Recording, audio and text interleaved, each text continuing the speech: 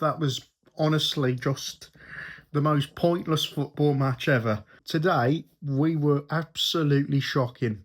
Mega shit today. We weren't just shit, we were mega shit today. Unbelievably bad.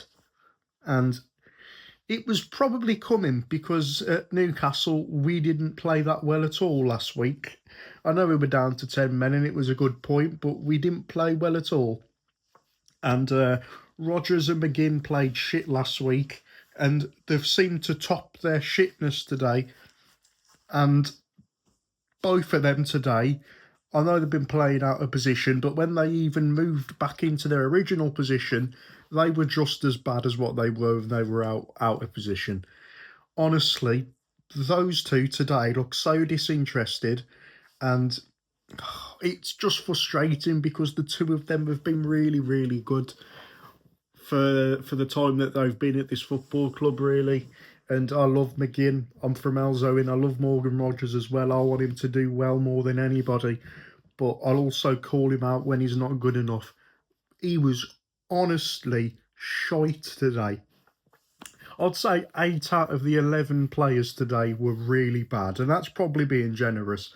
But from the get-go, we were really slow. We were playing sideways football.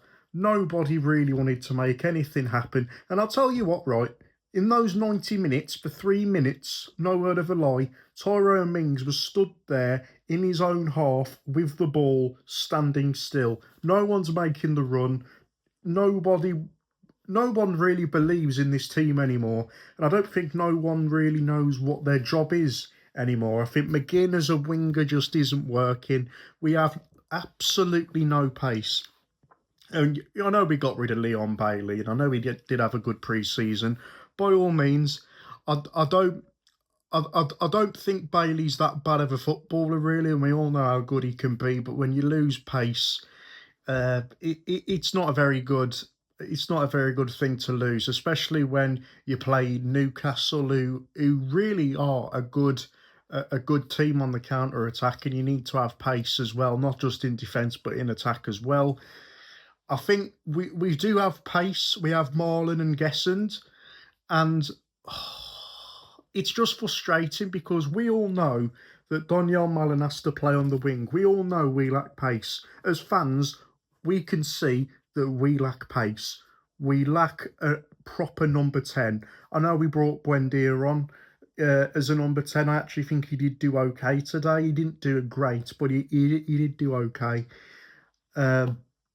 Rodgers has to go as a 10. Mullen has to play on the wing because then we have pace and we have a good dribbler of the ball in Rodgers to charge forward and go into the middle of the box and create something, maybe supply Mullen, maybe supply Gessend on the wing, depending on which wing it is. But Rodgers and McGinn as wingers should just never happen in the first place. It should never happen. I think we should play Gessend and we should play Malen up both on the wing with Watkins, and then put Rodgers or Buendia as a 10, and then maybe even drop McGinn after that, because twice in the last 2 weeks he's played absolutely shit. And it really does pain me to say that because I love McGinn, we all love McGinn, but we have to call that out today because he was not good enough, and most of them weren't today. We all can see what needs to change, and for whatever reason, Unai Emery isn't changing that. He's sticking to the people he loves, and he's sticking to his darlings who he absolutely loves and cannot seem to get away from, really. Paul Torres was okay. Some have said that he was at fault for the goal, some haven't, but, he just got done for pace, and it was a one-on-one. Emmy made the save. Cash slides in, misses, and then, it's an easy goal for the rebound, really, isn't it? But Brentford didn't even have to do a thing today. We had 70% of the ball, and we were honestly non-existent today. We made nothing happen. And there comes a time where you've got to be asking questions because something has to have been going on. Something has to be going on to not play your most obvious players, and they're obvious, You need to play Mallard because he has pace. You need to have a proper number 10, And for whatever reason, why isn't it happening? Why aren't we doing the basics of football? Why aren't we doing what we need to do?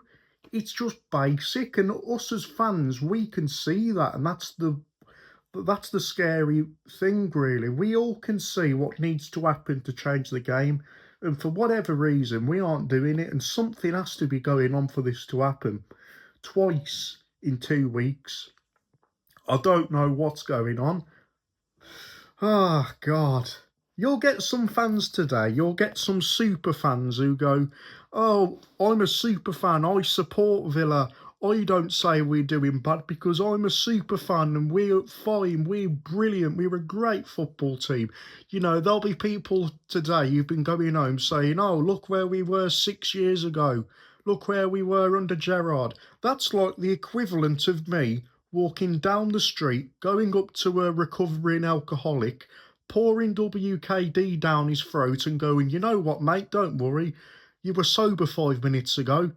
It just makes no sense. And you'll get those people today. You'll get those super fans who go, oh, just stop moaning, stop moaning.